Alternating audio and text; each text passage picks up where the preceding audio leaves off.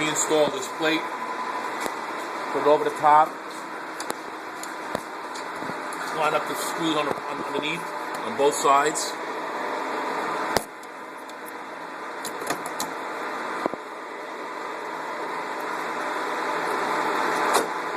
Okay, and then make sure this is all nice and flat. Okay? Then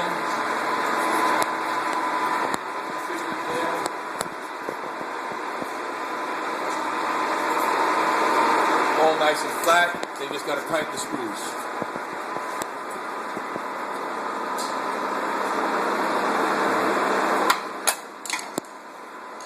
Not be as clumsy.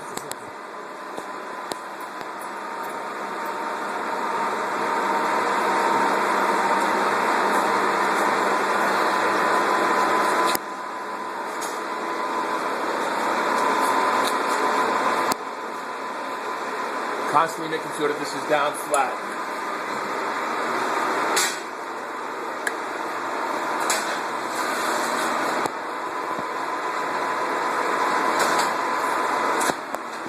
And all you need to do is change the clamps on the feed plate and you're ready.